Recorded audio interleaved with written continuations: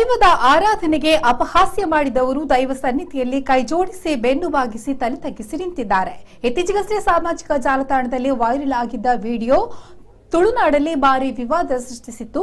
ಬೆಳ್ತಂಗಡಿಯ ಮದುವೆ ಕಾರ್ಯಕ್ರಮವೊಂದು ಇದರ ಸಭಾಂಗಣದಲ್ಲಿ ಮದುವೆಯ ಮರುದಿನ ಅಲಂಕಾರ ಸಾಮಗ್ರಿಗಳನ್ನು ತೆರವುಗೊಳಿಸುವ ವೇಳೆಯಲ್ಲಿ ಕೆಲಸದ ಯುವಕರಾದ ರಾಜೇಶ್ ಆಚಾರ್ಯ, ಶ್ರೀನಿವಾಸ್ ಆಚಾರ್ಯ ಸೇರಿದಂತೆ 4 ಯುವಕರ ಗುಂಪು ಹೂವಿನ ರಾಶಿಯ ಮೇಲೆ ದೈವಾವೇಶ ಬಂದಂತೆ ನಟಿಸಿ ಮೊಬೈಲ್ನಲ್ಲಿ ಚಿತ್ರಿಸಿ ಸಾಮಾಜಿಕ ಜಾಲತಾಣದಲ್ಲಿ ಆ ವಿಡಿಯೋವನ್ನ ಹರಿಯಬಿಟ್ಟು ತುಳುವರು ಪ್ರತಿ ಕುಟುಂಬದಲ್ಲಿ ನಂಬುವ ಆರಾಧಿಸುವ ದೈವವನ್ನ ಅಣಕಿಸಿದ್ರು. ಆ ಮೂಲಕ ತುಳುವರ ನಂಬಿಕೆಗೆ ಧಕ್ಕೆ ಉಂಟು ಮಾಡಿದ್ರು. ಈ ಘಟನೆ ತುಳುನಾಡಿನಾದ್ಯಂತ ಸುದ್ದಿ ಆಗ್ತಾ ಇದ್ದಂತೆ ಎಲ್ಲೆಡೆ ಆಕ್ರೋಶ ವ್ಯಕ್ತವಾಗಿತ್ತು.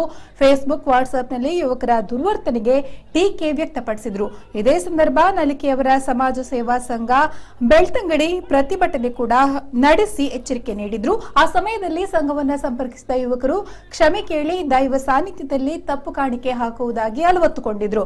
ಆದರೂ ಮುಂದೆ ಇಂತಹ ಘಟನೆಗಳು ಮರುಕಳಿಸಬಾರದು ಅನ್ನೋ ನಿಟ್ಟಲ್ಲಿ ನಲಿಕೆಯವರ ಸಮಾಜ ಸೇವಾ ಸಂಘ ಇವರ ಮುತುವರ್ಜಿಯಲ್ಲಿ ಬೆಳ್ತಂಗಡಿ ಪೊಲೀಸ್ ಠಾಣೆಯಲ್ಲಿ ಇಂತಹ ನಂಬಿಕೆ ಭಂಜಕರ ವಿರುದ್ಧ ಕ್ರಮ ಕೈಗೊಳ್ಳುವಂತೆ ದೂರು ನೀಡಲಾಗಿದೆ.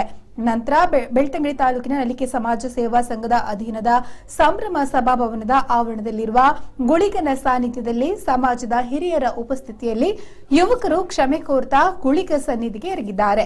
ದೈವ ನಂಬಿಕೆಗೆ ಅವಮಾನ ಮಾಡಿದ ತಪ್ಪಿಗೆ ದೈವ ಸನ್ನಿಧಿಯಲ್ಲಿ ತಪ್ಪು ಕಾಣಿಕೆ ಸಮರ್ಪಿಸಿ ತುಳುನಾಡಿನ ಸಮಸ್ತ ದೈವ ಭಕ್ತರಲ್ಲಿ ಕ್ಷಮೆಯಾಚಿಸಿದ್ದಾರೆ.